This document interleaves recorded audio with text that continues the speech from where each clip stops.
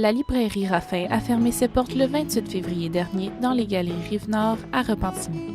Les grandes chaînes de magasins comme Renaud-Bré, Walmart et Costco donneraient du fil à retordre aux librairies indépendantes québécoises. Ces géants détiennent 40% des parts du marché du livre québécois selon l'Institut de la statistique du Québec. La directrice de l'Association des libraires, des spécialistes en maison d'édition, des libraires ainsi qu'une auteure présentent les conséquences et les moyens pour sauver vos pressions du marché.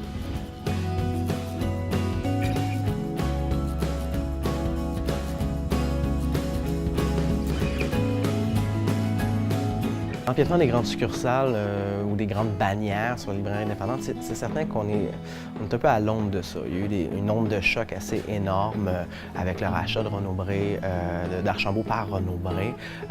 Déjà qu'il y avait 2 grandes surfaces, maintenant il n'y a qu'une grande bannière. Pour la librairie indépendante, c'est inquiétant. La librairie Raffin des Galeries Rive-Nord aurait fermé ses portes après que l'entreprise Cominor, qui possède le centre commercial, ait refusé de renouveler son bail. Au même moment, Renaud-Bré a annoncé l'ouverture d'une succursale dans ce même centre commercial. Raffin a refusé d'accorder une entrevue car ils sont encore bouleversés par cet événement. Les gens sont attirés par les marques. D'ailleurs, il y a eu un événement récent dans un centre commercial où le responsable du centre a décidé de mettre un terme au bail d'une librairie indépendante au bénéfice d'une chaîne, d'une bannière. Bien, c'est sûr que ça crée quand même une commotion dans le milieu des auteurs d'apprendre que les librairies qui viennent de l'acquisition des librairies par les grandes chaînes, parce que généralement, on retrouve une beaucoup plus grande variété de livres dans les petites librairies indépendantes que dans les grandes chaînes, où on retrouve généralement plus les gros titres, les meilleurs vendeurs, best-sellers.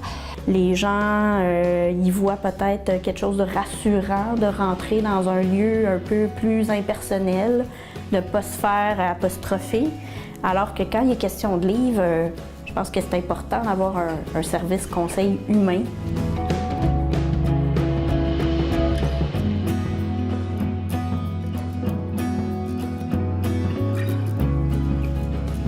Les libraires indépendants sont les garants de la diversité de l'offre des livres à travers toute la province. Il y a 35 000 nouveaux livres à chaque année qui sont présentés aux libraires au Québec. Il y en a à peu près 6 000 qui sont édités ici, puis environ 30 000 qui viennent principalement de la France. De ces 35 000-là, il y en a 200 qui sont présentés en grande surface. Pascal Genet, éditeur et professeur en édition aux universités de McGill et de Sherbrooke, explique que malgré l'acquisition des grandes chaînes, certaines mesures juridiques ne permettent pas à ceux-ci de faire ce qu'ils veulent. Ici, vous savez qu'au Québec, il y a aussi une loi, la loi sur le développement des entreprises du livre, qu'on appelle communément la loi 51, qui est unique en Amérique du Nord, qui protège les libraires indépendantes à travers un système d'agrément qui oblige, par exemple, les institutions publiques à commander chez les libraires indépendants locaux. Le Bureau de la concurrence au fédéral règle ce genre de différends et donc donne une décision à savoir est-ce qu'il y a réellement création ou pas de monopole. Lorsqu'une grande chaîne décide de s'installer quelque part, elle va choisir une ville avec une forte population afin d'obtenir les profits désirés, tandis que les librairies indépendantes vont s'installer dans les régions plus éloignées et deviennent le seul lieu dans lequel on peut acheter, voir et échanger sur les livres. Quand ces librairies ferment, c'est l'accès aux livres qui est éliminé. Juste à faire 100 km, 150 km à l'ouest de Montréal et aller en Ontario et essayer de trouver une librairie indépendante. Dans une ville comme Toronto, dans une ville comme Ottawa, et je ne parle même pas du reste du Canada, vous allez les compter sur les doigts de peut-être une main et si vous êtes chanceux, de 2 mains. Tout le reste, le marché est totalement dominé par un seul joueur, Indigo Chapters. Mais avec les thématiques, je pense, on peut aborder plus de thématiques où je pense que l'offre peut être davantage plus grande parce que plus il y a de gens, plus il y a de gens différents. Les grandes villes, c'est multiethnique, donc c'est sûr qu'on va toucher peut-être une plus grande variété de gens. L'Association des libraires du Québec compte plus de 125 membres. Sa mission est de contribuer au développement professionnel des libraires et à l'essor économique de la librairie comme lieu essentiel de diffusion de la culture. Il est important pour l'ALQ de couvrir les librairies diversifiées, un peu partout à travers le Québec. On fait aussi plein d'actions qui amènent les libraires à sortir de leur librairie. On s'était dit il y a 2-3 ans, OK, la fréquentation des librairies, l'achat de livres diminue. Donc, on va aller vers les gens pour qu'ils reviennent éventuellement vers nous.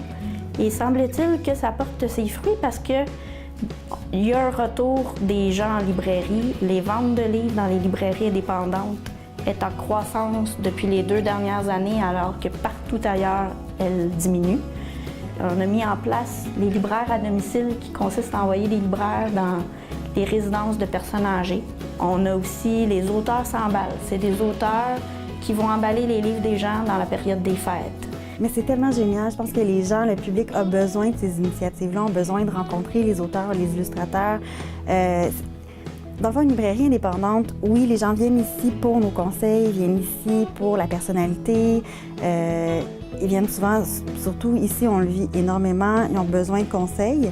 Puis nous, de notre côté, bien, on fait les lectures de contes, on fait les rencontres aussi avec les auteurs, des illustrateurs, souvent des animations. On a besoin d'avoir un lieu vivant.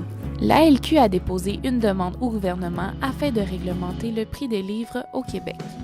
Celle-ci n'a pas été acceptée. L'Association des libraires du Québec se bat à tous les jours pour que le métier de libraire soit reconnu. Un libraire indépendant n'est pas seulement un commis.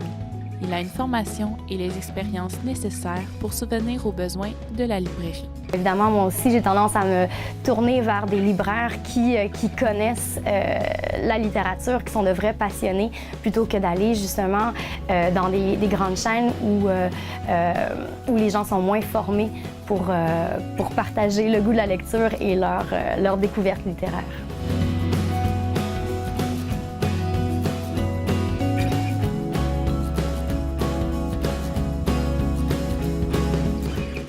La progression du numérique est considérée comme une menace pour le livre papier. Malgré les attentes de cette menace, le numérique ne fait qu'augmenter la diversité des lecteurs.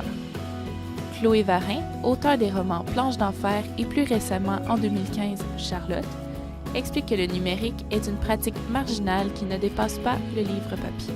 En jeunesse, le livre numérique, ça ne fonctionne pas beaucoup auprès des jeunes. Je dis curieusement parce que, bon, ils passent beaucoup de temps sur leur tablette cellulaire et tout, mais on dirait qu'ils ont comme un attachement envers le livre papier. Le livre numérique est un peu plus présent au niveau auprès des adultes. Le livre numérique a tué le livre papier. Ça, c'est ce qu'on disait il y a 15 ans. Puis là, il y avait vraiment les pessimistes qui disaient oui, on va tous disparaître et tout ça. Là, il se trouve que non. Non seulement ça n'a pas tué pour plusieurs raisons. La première, c'est parce qu'en fait, on s'aperçoit que l'offre numérique, tous nos livres paraissent simultanément en papier puis en numérique, et que les lecteurs numériques ne sont pas les lecteurs papier, et inversement. Ici, on n'a pas vu cette conséquence-là.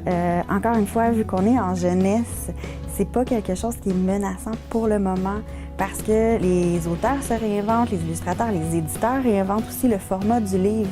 Ce qui fait que lire un livre jeunesse sur du numérique, un album jeunesse en noir et blanc, ça a tellement peu de personnalité. L'authenticité est la solution qui fonctionne pour garder en vie les librairies indépendantes. Jérémy Laniel, libraire et responsable à la communication à la librairie Carcajou, ainsi que Catherine Chiasson, libraire à la librairie Bric-à-Brac, expliquent leurs valeurs et certaines modifications apportées pour agrandir leur librairie. Il y avait une inquiétude. Est-ce qu'on a mis des choses en place? Pas nécessairement, plutôt un climat de confiance, de dire qu'on allait encore, on doit servir nos clients, on doit montrer qu'on est rapide sur la commande de livres, comment on peut répondre à leurs questions, comment on peut répondre rapidement à leurs besoins. Des changements, non. On reste vraiment nous-mêmes. On est parti. Je suis une bibliothécaire de formation. Donc moi, je suis partie vraiment avec l'idée d'une librairie conseil. C'est exactement ce qu'on a voulu faire. Changement, s'il y en a eu, c'est juste qu'on a agrandi la librairie. Donc il a fallu encore donner plus d'espace parce que la demande est là, elle est présente et elle est de plus en plus grande. Puis pour répondre à cette offre-là, on n'a pas le choix de faire tomber des murs. Mais c'est vraiment génial. Les libraires ainsi que les spécialistes en maison d'édition mettent en place des mesures pour combattre l'expansion des grandes chaînes. Des implications supplémentaires, des activités d'intégration et de nouveaux événements sont organisés afin que ces libraires transmettent leur passion aux gens qui visitent ces commerces de proximité. C'est leur enthousiasme à garder une approche différente des grandes surfaces qui gardent les librairies indépendantes en vie. Marie-Ève Tremblay, pour l'informateur du Cégep régional de la Naudière, à Terrebonne.